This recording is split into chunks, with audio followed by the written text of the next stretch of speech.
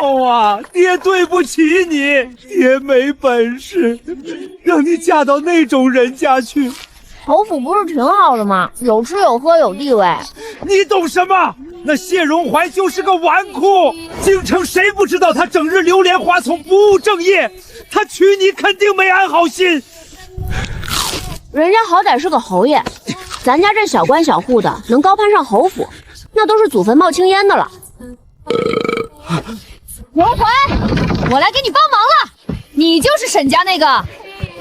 沈家当真是好计谋，为了攀附，居然将你这种娇娘子塞进侯府里。你能帮上荣怀什么吗？我告诉你，你最好给我安分的待在后院，别给荣怀惹事，否则我第一个不饶你。吵什么？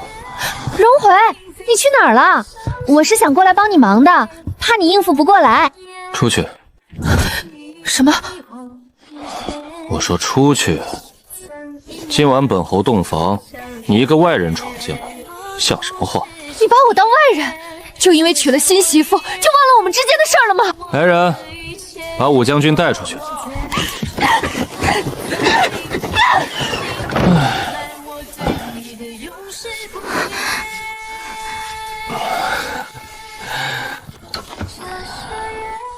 被武将军给吓到了。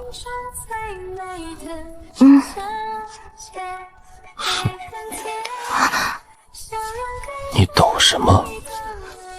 侯爷，您喝多了。所以呢？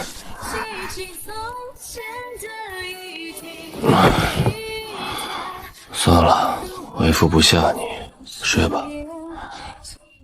明天你不还有一堆破事？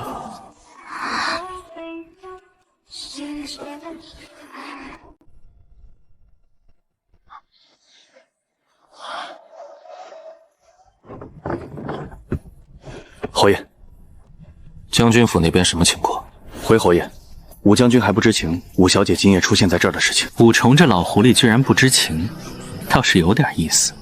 武小姐对侯爷您无需说这些，倒是用她来试探一二也可以。侯爷的意思是，沈家的底查清楚了，重新排查了一遍，还是跟之前一样。沈大人在翰林院10年，门生故旧不多，没什么根基。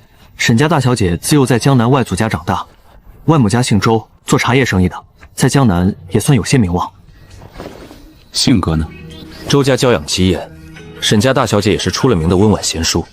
不过什么？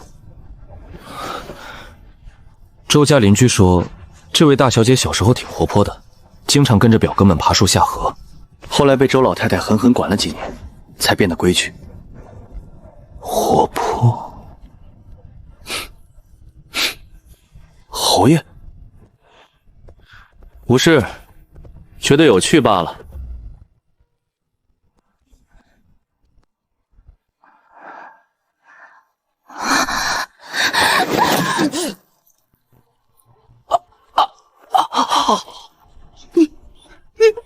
你打我！侯爷，我不是故意的，我就是被吓到了。将军，您不能进去，侯爷和夫人还没起。让开！将军，您不能。荣怀，我有急事找你们。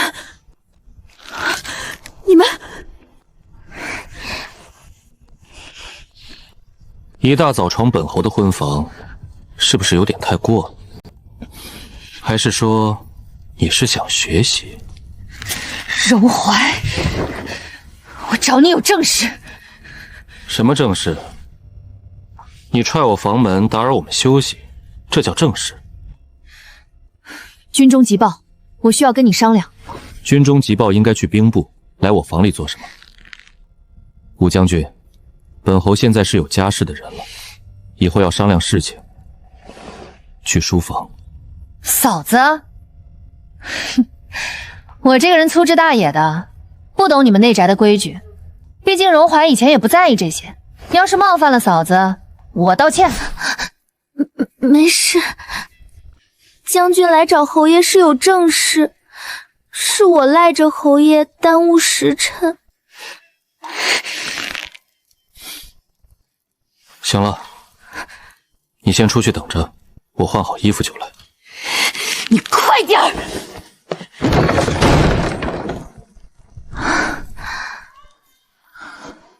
夫人。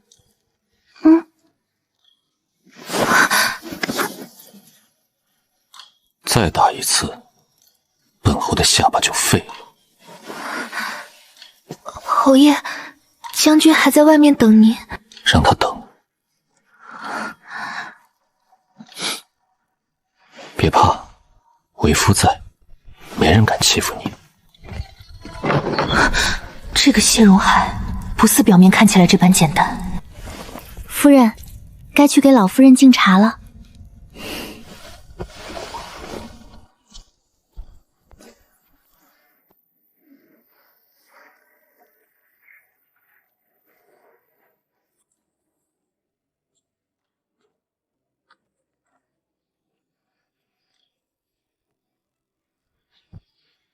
孙喜妹给祖母敬茶。起来吧。嫂子真是规矩好，不像我在军营里待惯了，这些繁文缛节一概不会。荣华以前老说我像个男人婆。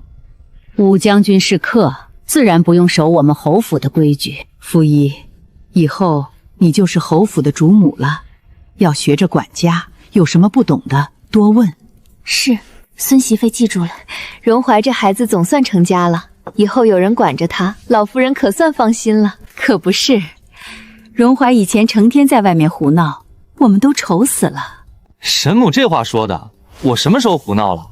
我那叫广交朋友。哼，广交朋友？你那些朋友除了吃喝玩乐还会什么？祖母教训的是。这人认错的速度也太快了，一看就是惯犯。说起来，嫂子的娘家是做什么的来着？我只记得沈家是文官，具体的倒是不清楚。你怎么事儿那么多？我问问怎么了？嫂子又不是外人。嫂子别误会，我就是好奇。毕竟能嫁给荣回的人家，肯定不简单吧？将军说笑了，我父亲不过是4品文官，哪有什么不简单的？4品，那确实不算高。不过嫂子能嫁进侯府，肯定是有过人之处。我听说嫂子的外母家是做生意的，将军消息真灵通。我外母家确实是做茶叶生意的，难怪，我就说嘛，嫂子这通身的气派，肯定不是一般人家能养出来的。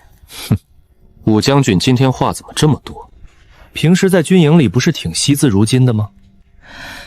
还是说你对本侯的夫人有什么兴趣？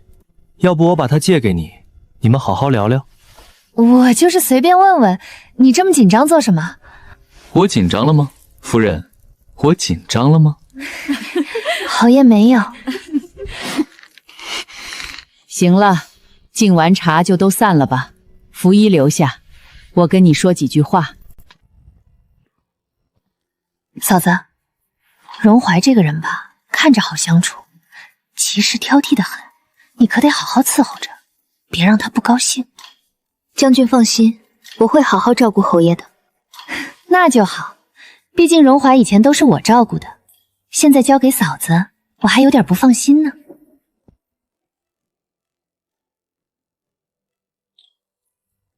过来坐。武宁香的话你不用放在心上，他在侯府晃了这么多年，荣怀要是真对他有意，早就纳了。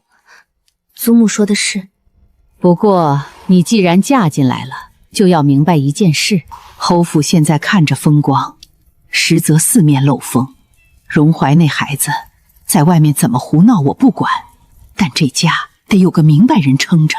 这话的意思是说谢荣怀靠不住，要我来撑。你不用想太多，先学着管家就行，至于其他的，以后慢慢就知道了。孙媳妇了，记下了。夫人，侯爷让奴婢转告您，他中午不回来用饭了。知道了。秋棠，你先回去。是，夫人。将军不出来吗？你怎么知道我在这儿？闻到的。将军身上的假臼味道很重。嫂子倒是细心。沈福一，你听好了，我不知道你们沈家用了什么手段把你塞进来，但我警告你，将军，我有个问题想请教。什么？将军和侯爷是什么关系？我跟荣怀，我们从小一起长大，出生入死的情分，你说是什么关系？那就是没有关系。既如此，将军一个外人插手侯府的家事，是不是不太合适？将军是女中豪杰，战场上杀敌立功，我敬重将军，但侯府的事是侯府的家事，将军不会连这个道理都不懂吧？嫂子说的对，是我多管闲事了。对了，嫂子，荣怀这个人吧，最讨厌的就是被人算计。你说他要是知道你们沈家打的什么熟体，会怎么想？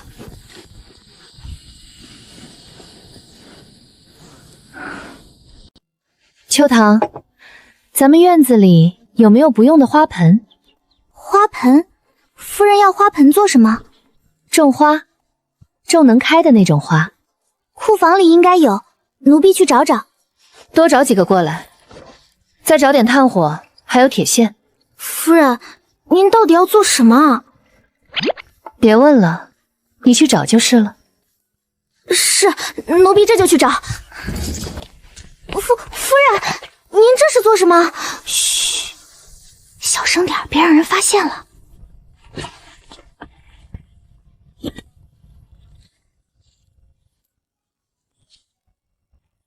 夫人，您这是准备烤肉？聪明。再去厨房取块肥瘦相间的肉来。是，夫人。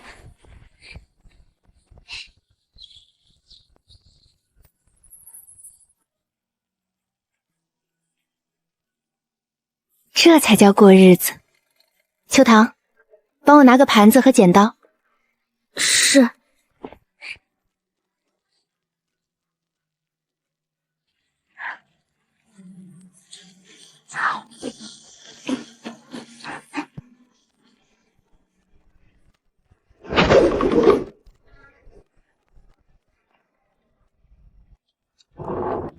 进来。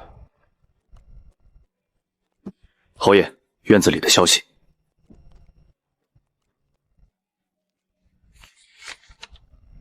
什么？他怎么考的？安伟说夫人动作很熟练。熟练？是，安伟说夫人看起来不像第一次。花盆搭架子烤肉。侯爷，您要去看看我的花盆。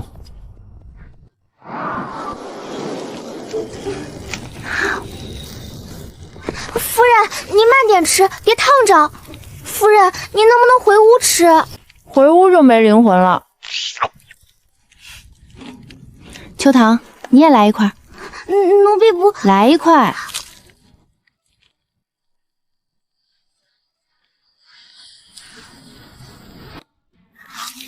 夫人好雅兴。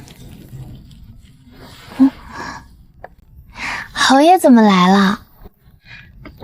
侯爷吃饭了吗？要不要来一块？你用本侯的花盆烤肉？花盆闲着也是闲着。那是雨瑶的。什么瑶？夫人，你知不知道这一个花盆够普通人家吃3年？那它还挺贵的。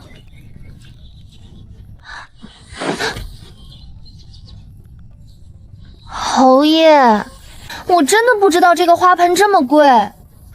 侯爷大人大量，别跟我计较了，好不好？哼，夫人，这招对别人有用，对本侯更有用。但该赔的还是要赔。花盆的事从你月钱里扣，1个月扣一半，扣完为止。一半？侯爷，您这是抢劫！夫人刚才不是还说本侯大人大量吗？侯爷，我真的知道错了。您看这样好不好？我给侯爷泡茶赔罪。我外祖家是做茶叶生意的，我泡的茶可是一绝。不用，那我给侯爷做衣裳。不用，赔钱。本侯不缺茶，也不缺衣裳，就缺钱。行，赔就赔。好，秋汤，再给我烤一串。对了，夫人。你刚才那个样子，以后少在外人面前用。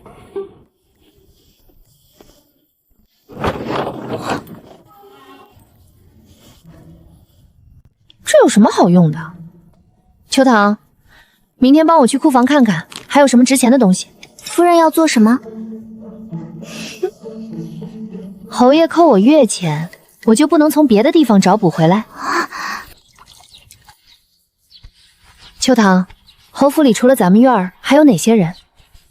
侯府一共3房，大房就是侯爷和夫人您，没有别的长辈了。我晓得，你往下说。2房是侯爷的叔叔谢荣渊，还有2夫人王氏，他们有个儿子叫谢昭，在外院读书。3房呢？3房的老爷去世的早，就剩3夫人和一位姑娘。3姑娘叫谢荣沁，比侯爷小几岁，还没出阁。2夫人这个人怎么样？2夫人不太好相处。侯爷刚袭爵那几年，2房闹过一阵，后来被老夫人压下去了。闹什么？就是觉得爵位应该是2房的。3姑娘呢？3姑娘性子直，说话不好听，但人不坏。她跟武将军关系不错。还有吗？府里的管事嬷嬷、丫鬟小厮加起来100来号人，各房有各房的人。那些人以后再说，先把这些个主子认全。2房住哪个院子？夫人问这个做什么？串门。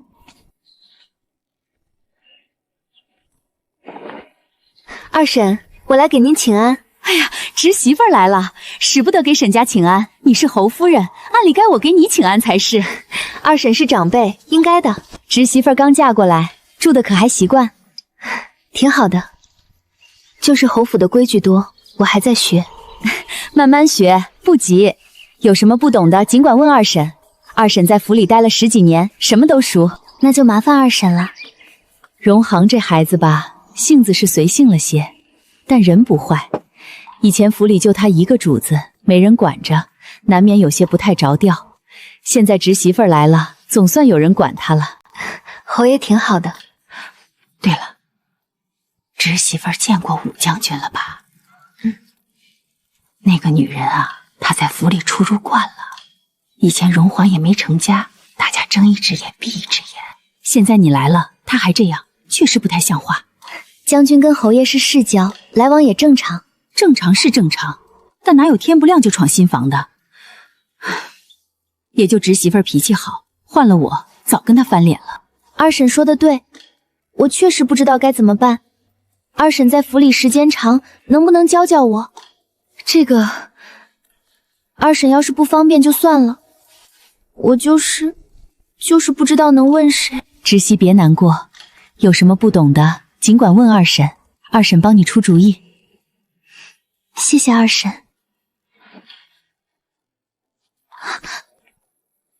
这是3姑娘。嫂子，3妹妹好。3妹妹这是要去哪儿？去给祖母请安。嫂子见过吴姐姐了？见过了。吴姐姐那个人说话直，但人不坏，嫂子别多想。我没多想。那就好，我还有事，先走了。3姑娘就是这个脾气，夫人别介意。秋堂，3姑娘喜欢什么？3姑娘喜欢骑马、射箭。哦对，3姑娘格外的喜欢吃糖葫芦。居然喜欢吃糖葫芦，这突破口居然这么简单吗？侄媳留步。侄媳啊，我忽然想起来一件事。二婶请说。下个月是老夫人的寿辰，往年都是我在操办，今年你来了，是不是该……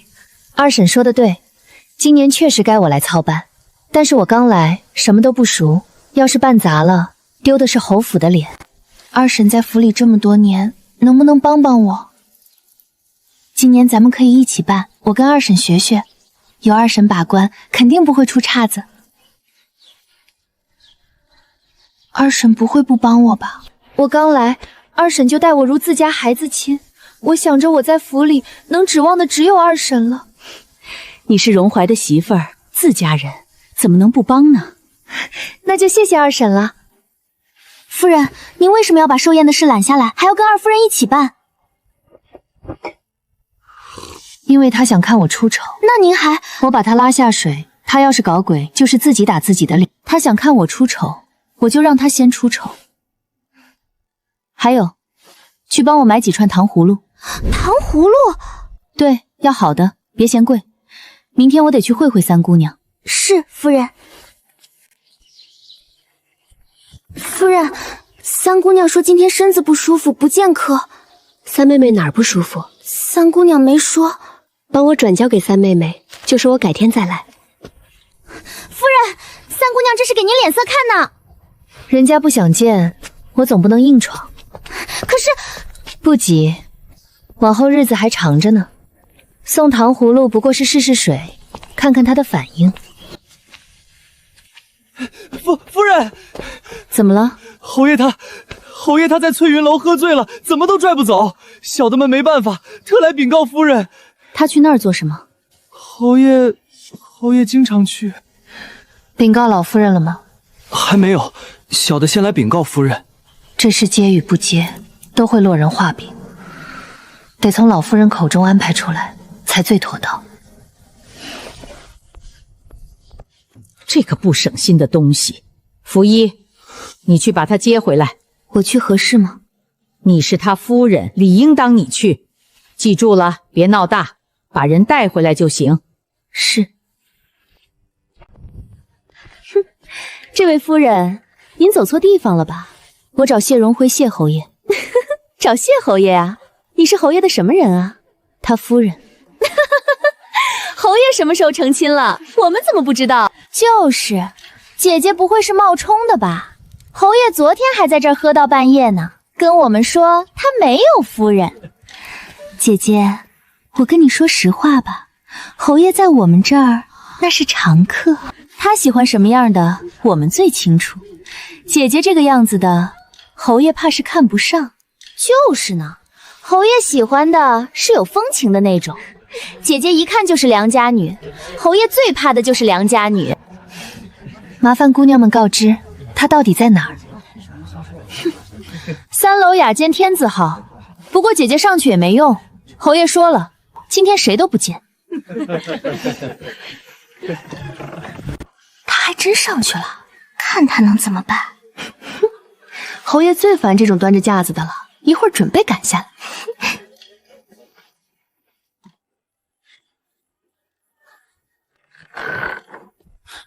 夫人来了，要不要喝一杯？这位夫人，侯爷现在不方便见客，出去。什么？我说，出去。夫人好大的威风。侯爷，回家。不回。为什么？这儿挺好的，有酒喝，有人伺候，比家里舒服。侯爷，您成亲了。我知道。侯爷，您知不知道我一个人在家里有多害怕？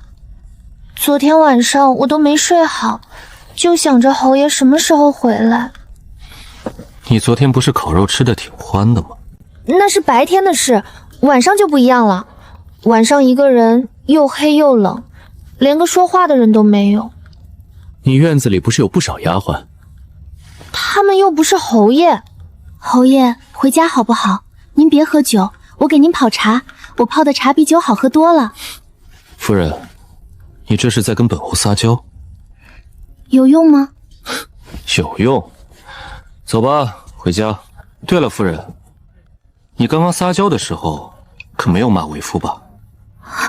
侯爷，我量你也不敢。能不能煮死这家伙？侯爷，我有件事想跟您商量。夫人有话直说无妨。侯爷以后要去翠云楼，能不能别让人知道？我不是要管侯爷，我就是侯爷刚成亲第2天就去那种地方，传出去总归不太好听。我不是为自己，是为侯爷的声誉着想。我知道侯爷在外面有应酬，有交情，我都能理解。只是侯爷能不能稍微顾及一下我的颜面？夫人，你刚才在翠云楼是不是受气了？没有，那些姑娘挺热情的。热情？他们居然没有排斥你。下次他们再排挤你，你就告诉他们你是谁。本侯的夫人不是什么阿猫阿狗都能欺负的。翠云楼那些姑娘好像不是阿猫阿狗。睡觉。姑娘，这糖葫芦还吃吗？拿纸笔来，送去吴府，交给武将军。是，奴婢这就去。将军，侯府3姑娘派人送了个纸条来。嫂子昨日来送糖葫芦，我没见。好，算没白疼这丫头。烧了吧。是，将军。侯爷，武将军来了，说要见您。让他进来。荣怀，什么事？有件事，我不知道该不该跟你说，是关于嫂子的。她怎么了？荣怀，我知道这不该我来说，但你是我过命的兄弟，有些话我不说，谁跟你说？嫂子她昨天去3房找荣沁了，还带了东西。我知道。你知道？侯府的事没有我不知道的。他去给荣沁送糖葫芦，荣沁没见他。你既然知道，那我就不拐弯抹角了。她刚嫁进来2天就开始拉拢人了，先是去找2婶，又去找荣沁。2婶那个人你也知道，墙头草，谁给好处跟谁。荣沁嘛，年纪小，好哄好骗。你这个夫人一点不安分。我知道这话你不爱听，但我得说，你们谢家现在什么从境，你比我清楚。这个时候身边不能留一个来历不明的人。来历不明？沈家只是一个4品文官，跟你们侯府八竿子打不着，凭什么就能把女儿嫁进来？你就没想过，这背后是不是有人在安排？难道沈福一他爸真的只是表面上看着这么简单？你是说？我没说什么，我只是提醒你防着点儿。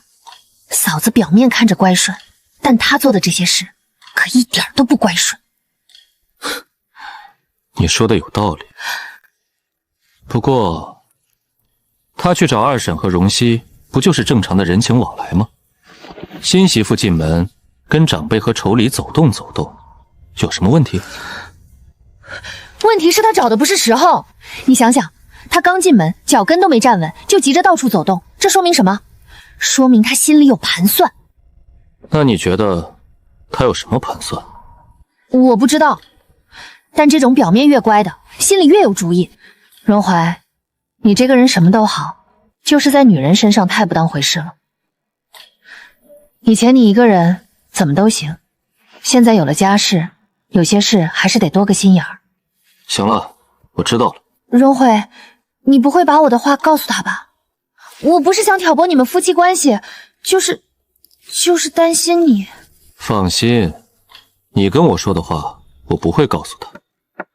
不过你也得答应我件事。什么？你以后也别去找他麻烦了。我哪有？有没有你自己清楚。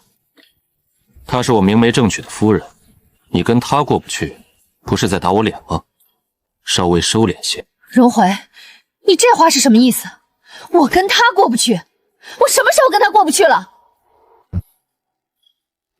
算了，我说这些也是为了你好，你爱听听不听。长随，夫人现在在做什么？夫人好像在院子里晒太阳。晒太阳，是不是有点太无聊了？侯爷这话是何意？来，你来写句话，偷偷送去给夫人。武将军告知侯爷夫人找三姑娘一事。秋堂，刚刚可曾有人进来过？未曾看到有人进来。怎么了，夫人？没什么，只是有人给我送了份大礼。大礼？挑拨离间的礼。秋堂，帮我重新梳个头。夫人发髻未乱，为何要重梳？刚才那个太素了，今晚要见侯爷，得好看点儿。走吧，去书房。夫人不先去给老夫人请安吗？请完安再去书房。今晚事多，得抓紧时间。侯爷在吗？在。夫人稍等，小的通报。不用通报了。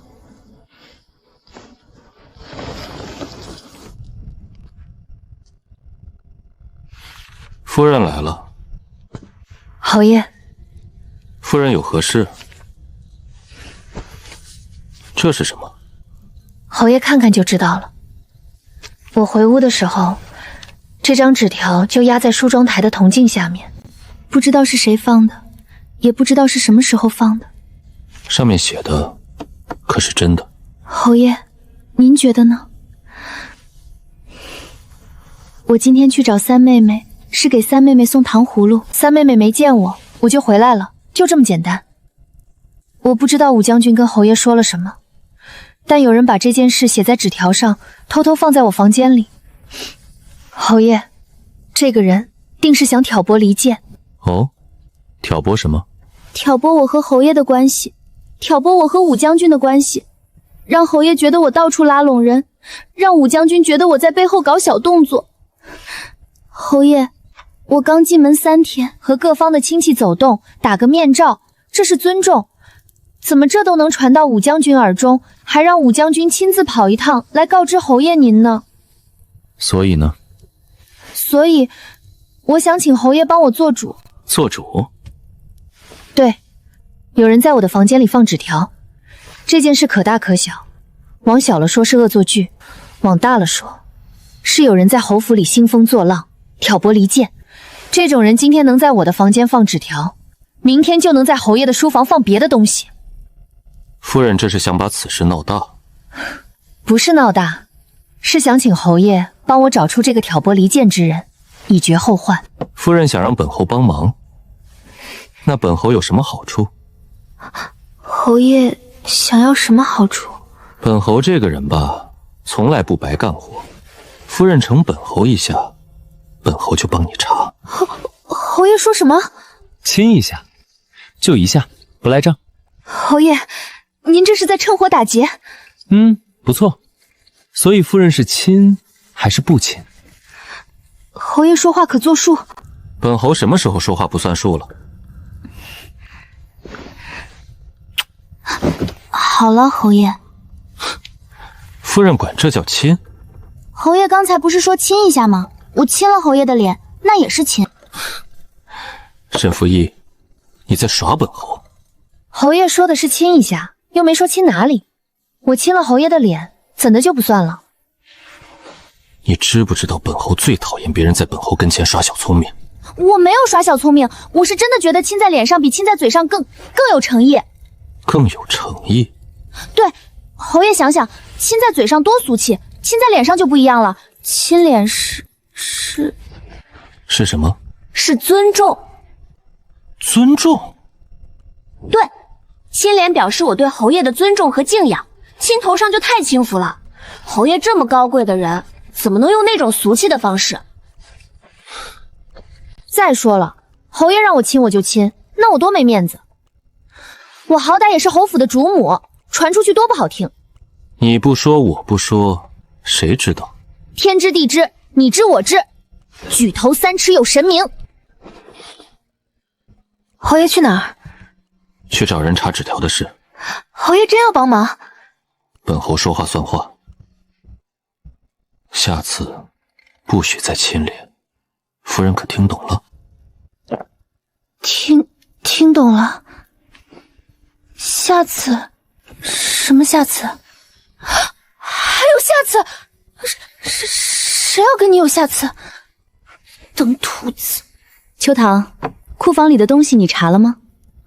有字画、瓷器、金银器皿，另外还有玉器、首饰、绸缎料子，具体是什么，奴婢不清楚。毕竟我们都进不去。打听这么多进不去也是瞎折腾。汝窑花盆一个顶普通人家吃3年，我1个月月钱才多少？扣一半，扣到猴年马月去。要不找老夫人说说情？侯爷，侯爷您慢点，侯爷您小心门槛。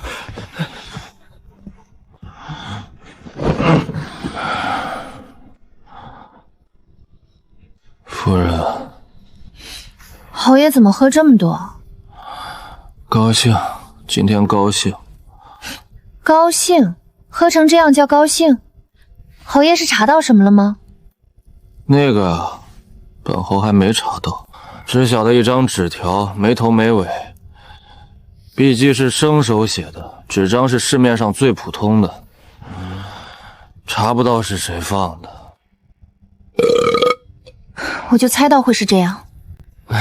夫人，夫人，你不会生气吧？生气？你要不要看看我藏在袖子里的手早就已经攥紧了？是查不到还是压根没查？怕不是出门潇洒，喝完酒就直接过来了。忍住，沈福一，你要忍住。你是侯府主母，你要端庄，要温婉。夫人，你是不是生气了？没有，侯爷，查不到就算了，也不是什么大事。真的？那你刚才在想什么？在想侯爷辛苦了，喝了这么多酒，还要帮我去查事情。让一个纨绔动脑子，还不如自己费脑子。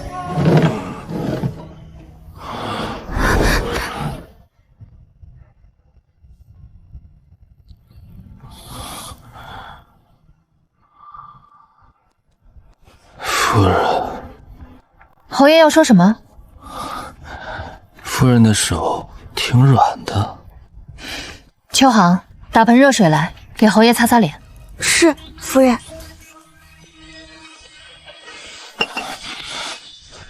这人的手是铁钳子做的吗？这么攥着我的袖子，我不要动了。事儿没查清楚，还来给我添麻烦，真想把他一脚踹出去。夫人，这怎么擦？放那儿吧，等他醒了再说。夫人，侯爷对您其实挺好的。他扣我月钱的时候你怎么不说？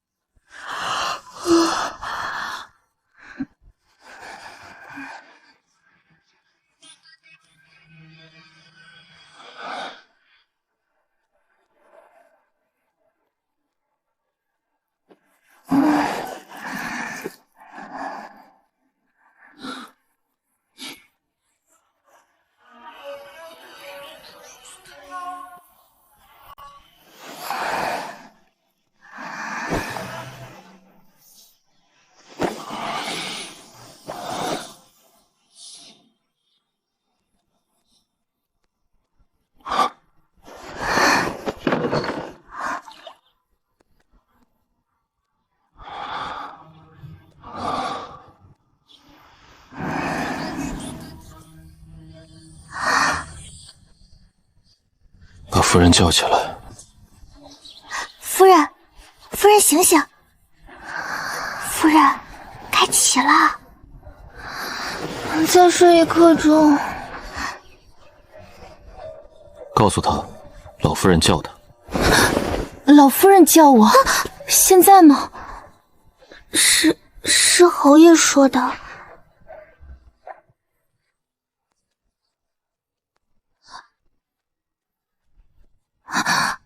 侯爷，您这副模样是昨晚没睡好。夫人睡姿极好，好到为夫被你当成被子抱了一夜。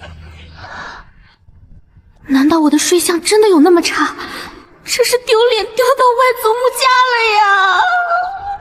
秋棠，以后晚上把夫人的手脚绑起来，再让她睡。侯爷，您说什么？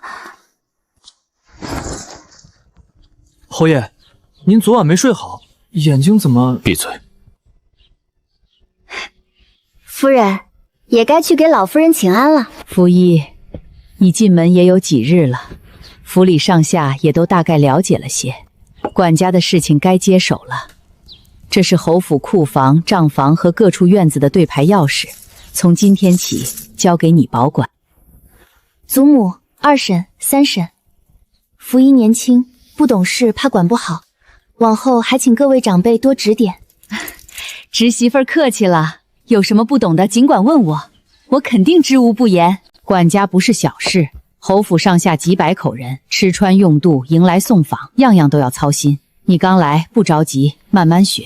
账册在账房，你一会儿差人去取，有什么不懂的问周管家。是，孙妾明白。老夫人放心，侄媳妇儿聪明着呢，定能管好这个家。秋棠，账房在哪儿？在东跨院，奴婢带您去。夫人，这是侯府这几年的账册，老夫人让属下交给夫人。这么多吗？这是近3年的，往年的在库房里。夫人要看的话，属下再取。天哪，这主母的位置能不能换个人来当？周管家，我刚来，什么都不懂，这些账册怕是看不太明白，能不能麻烦周管家先给我讲讲大概？夫人想问什么？侯府每月的进项有多少？出项有多少？哪几项是大头？哪几项最近有变动？侯府的主要进项是田产和铺面，田产每年约有2万两进项，铺面约有1万两。出项方面，各房月钱、下人俸银、节礼往来、日常开销，加起来每月约2000两。进量1年3万两，出项1年2万4千两，结余6000两。不算穷，但也算不上富裕。最近有没有哪项支出突然增加了？夫人问这个做什么？随便问问，周管家要是不方便说就算了。最近3个月，侯府的药材采购支出比往年多了3倍。老夫人身子不好，老夫人的药一直是太医院开的，不从这里走账。不从老夫人那里走账，那这些药材是给谁的？多谢周管家，我先拿回去慢慢看。夫人，您刚才问那些，是不是发现了什么？秋棠，回头去帮我找个算盘来。算盘？夫人要算盘做什么？自然是算账，10几本账册，我得看到什么时候。夫人，您要是觉得累，要不咱们可以找侯爷帮帮忙。得了吧，让他帮忙，他连一张纸条都查不出来，你让他帮我算账？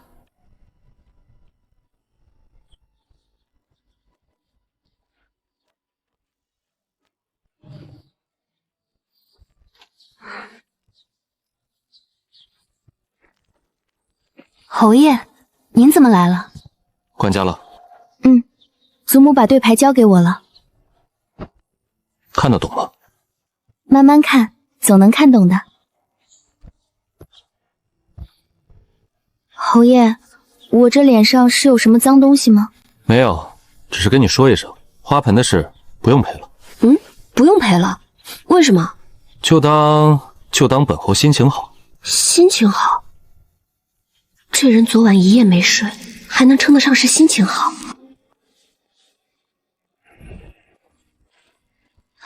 荣奎，你让我好找。荣奎，今天军中休务，闲着没事，咱俩去翠云楼喝一杯。咱们都好久没一起喝酒了。嫂子，你瞧我见到荣怀高兴的，都忘了同你招呼了。嫂子不见怪吧？不见怪，不见怪个锤子！一进来就搂谢荣怀，摆明了就是想给我找不痛快。还得是嫂子大方。我跟荣皇去翠云楼喝杯酒，嫂子要不要一起去？武将军有心了，只是我这人不会喝酒，去了怕扫了将军和侯爷的兴。不过侯爷昨晚喝多了，清早起来眼睛下面都是青的，我看着实在是心疼。将军要是再拉着他去喝酒的话，我怕侯爷的身子会受不住呢。将军是武将，身子骨好，可侯爷不一样。侯爷虽然看着精壮，但内里其实虚得很。昨晚上侯爷吐了好几次，折腾到半夜才睡下。我守着他，一夜没敢合眼。一夜没合眼，明明睡得跟猪一样，整个人都往我身上挂。压得我确实是一夜未曾合眼。荣怀以前喝酒从来不会吐，他酒量好着呢。荣怀，你说是吧？是吗？那可能是以前没人照顾他，他吐了将军也不知道。荣怀，你真的不去了？我都好久没跟你喝酒了，赏我个脸呗。今天不去了，家里有事。什么事？管家，我夫人刚接了对牌，忙不过来，我得帮忙。侯爷对妾身真好，妾身一定好好管家，不让侯爷过多的费心。既然荣怀有事，那改天再约。对了，嫂子，我还未曾和嫂子喝过酒，下次我寻壶好酒来，单独找嫂子喝。嫂子要是不会喝酒没关系，我可以教你。将军的好意我心领了，只是我这个人不太会跟人打交道，怕招待不周。没事，我这个人吧，最不喜欢客套。嫂子可千万别跟我见外。荣怀，下次你可别再拒绝我了。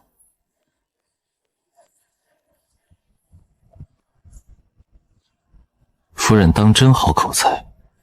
侯爷说什么呢？我什么都没说啊。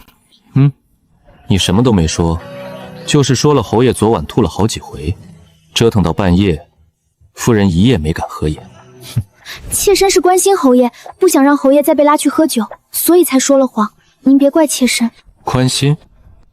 你昨晚睡得跟猪一样，让本侯一夜合不了眼，可是忘了，甚至还在本侯的怀里拱来拱去。夫人，要不要本侯帮你重新回味一下？我没有。侯爷，你勒疼妾身了？疼？昨日夫人压着本侯一整晚，本侯都没喊疼。侯爷，您能不能别说了？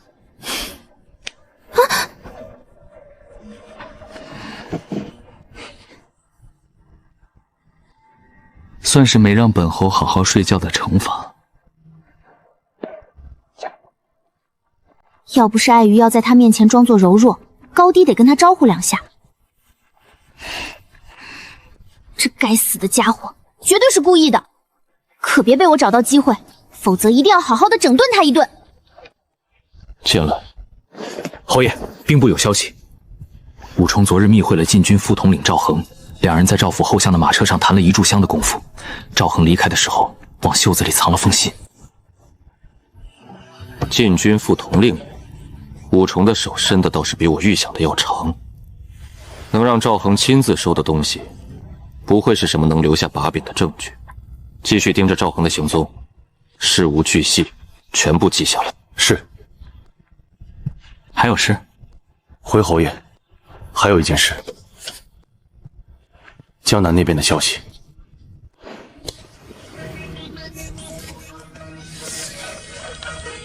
沈家最近3个月没有任何异常动向，沈父每日上朝下朝，后宅平静。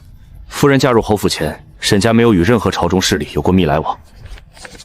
江南那边继续盯着。是。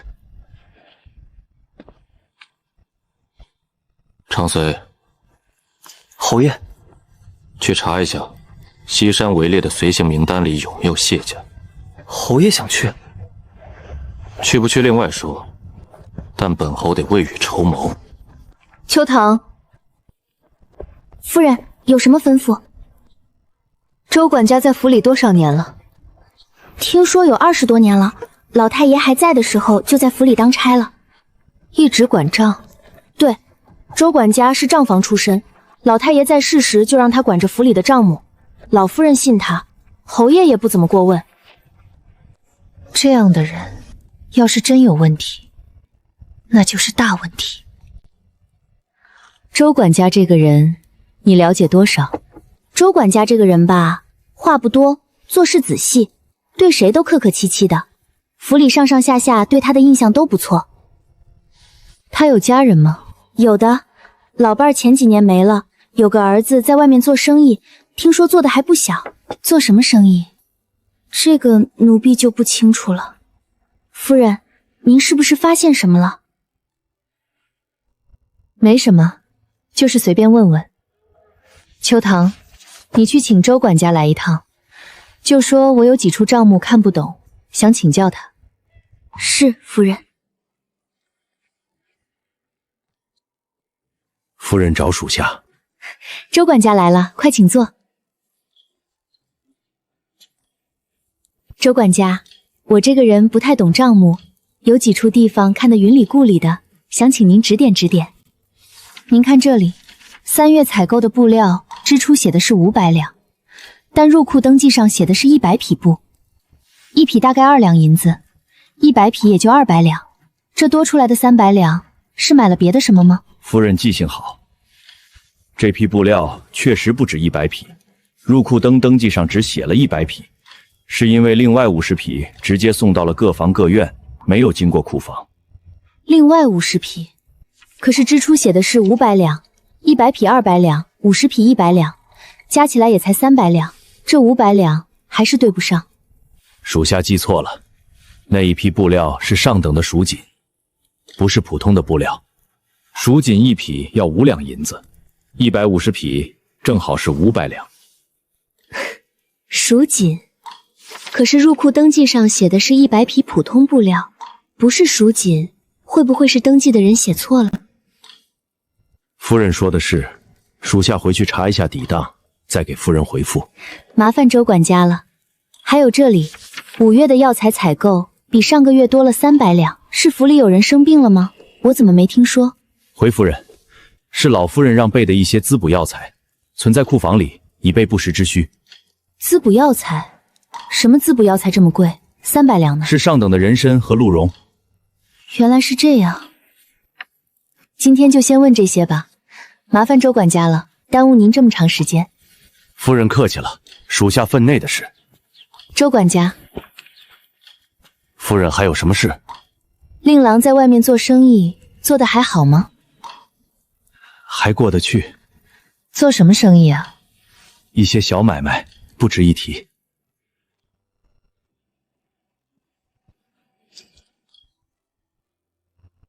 秋棠，夫人，去查一下市面上蜀锦的价格是多少，再去查一下老夫人这半年时间内有没有让人买过人参和鹿茸。夫人，您是觉得周管家在撒谎？他的回答确实有漏洞。150匹蜀锦足够做几百件衣裳。还有他之前说老夫人的药一直是从太医院开的，走的是另一条账。明日得去库房看看才行。哎呀，侄媳这是要出门，正好正好，我正说要来找侄媳呢。二婶找我什么事？今日天气好，我想着去城外寒山寺拜拜，给老夫人和侯爷祈福。侄媳进门还没为老夫人和侯爷祈过福吧？正好咱们一起去。二婶，我今天……侄媳不会是不想去吧？也是，侄媳刚进门，府里的事多，忙不过来也是正常的。只是老夫人年纪大了，身子骨不如从前，荣怀那孩子又是3天2头往外面跑，我这心里总是不踏实。去庙里拜拜，求个平安，也算是咱们做晚辈的一片心意。二婶说的对，只是我今日约了周管家对账，怕是走不开。对账什么时候不能对？祈福讲究的是诚心，今日是15，庙里香火旺，改日再去，心意就不一样了。二婶说的是我考虑不周，只是我这个人不太懂这些规矩，去了怕是不太好。要不二婶先去吧，我改天再……这有什么不懂的？跟着我走就是了，我教你。那好吧。秋棠，去跟周管家说一声，账册的事下午再说。是，夫人。这就对了嘛，侄媳放心，咱们快去快回，耽误不了多少时间。对了，侄媳昨儿个在查账，就是随便看看，我什么都不懂，怕管不好，想多学学。侄媳谦虚了，我听说你问了好些问题，周管家回去还说呢，说夫人心细。周管家过奖了，我就是瞎看。侄媳难不成是觉得账目有问题？问题？什么问题？我就是看不懂那些数字才问周管家的。难道是二婶觉得账目有问题？没有没有，我随便问问。府里的账一直都是周管家管的，老夫人信他，不会出什么岔子。昨天查账查出问题，今天这么快就传到王氏耳中了，一定有问题。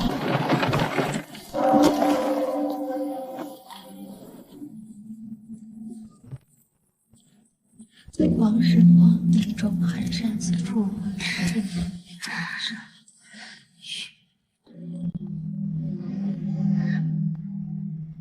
直习拜完了吗？拜完了。一看直习就是不怎么来寺庙的人，跪这么久，倒是让你跪难受了。也是二婶没考虑周全，待会儿啊，二婶带你去吃这里的素面，让你好好缓缓歇歇。吃碗面再回去，到家怕是要下午了。这王氏真会给人找麻烦啊！侯爷，夫人跟二夫人去寒山寺祈福了。祈福？是，二夫人一早来找的夫人，说是今日15，去给老夫人和侯爷求个平安。去了多久了？1个多时辰了。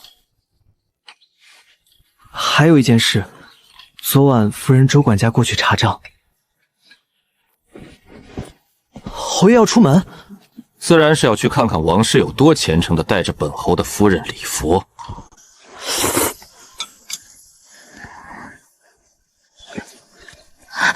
不对，这面不太对。二婶，直喜怎么了？脸色不太好。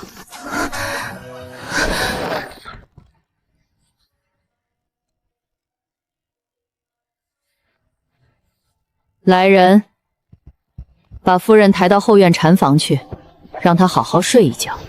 查账？小姑娘才来几天就敢查账？让你在这睡2天，好好的醒醒脑子。谢二夫人。师傅这么慌里慌张的是要做什么？侯爷来了。谢侯爷。是，带着人已经到了山门口。好端端的，侯爷怎会突然过来？是来找沈福一的。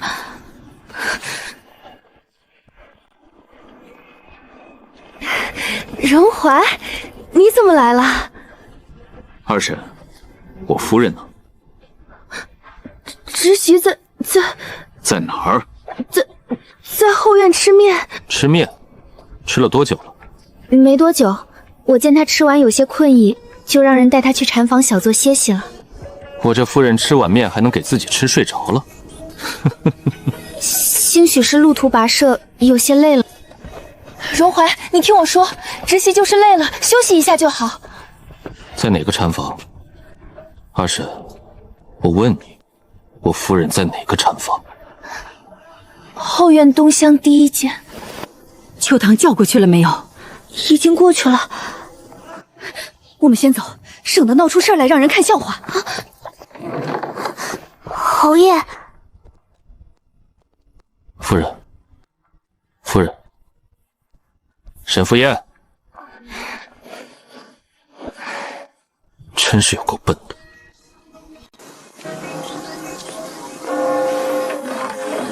回府。是。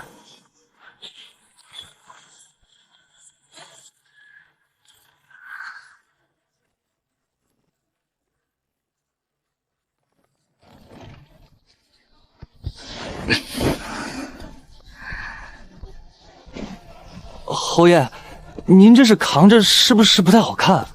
要不你来扛着？不敢。侯爷，夫人这是……看什么看？没见过人睡觉。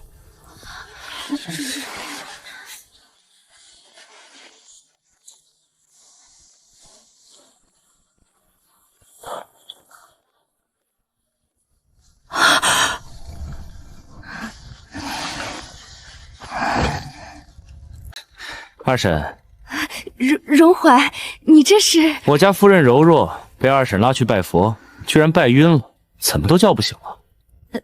她可能就是累了，吃碗面就累晕了。我夫人竟然如此娇气。二婶带她去的，现在人累晕了，二婶就得负责。我把人交给二婶了，二婶什么时候把她弄醒，我什么时候把人带走。荣怀，你这话是什么意思？我又不是故意的。我没说二婶是故意的，我就是说我夫人是在二婶身边晕的，这件事二婶得负责吧？这万一晕出个好歹来，还得花本侯的钱，本侯不得委屈啊？荣怀，这是你的媳妇儿。本侯的媳妇不错，但是二婶带出去的可不能这么论啊。二婶心善，又经常烧香礼佛，心如菩萨般慈悲，一定能帮我照看好我夫人的。我就先走了。荣怀，侄媳要是醒了不愿意留着怎么办？那就先留着，二婶照顾她，我放心。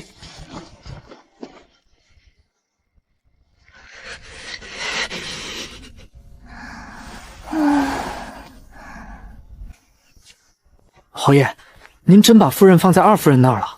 万一二夫人……他不敢，人在他那儿，出了事，他脱不了干系。那侯爷什么时候去接夫人？等他醒了再说。啊？没准他还不想回来。啊？派人盯着些，有情况就过来告知本侯。是，侯爷。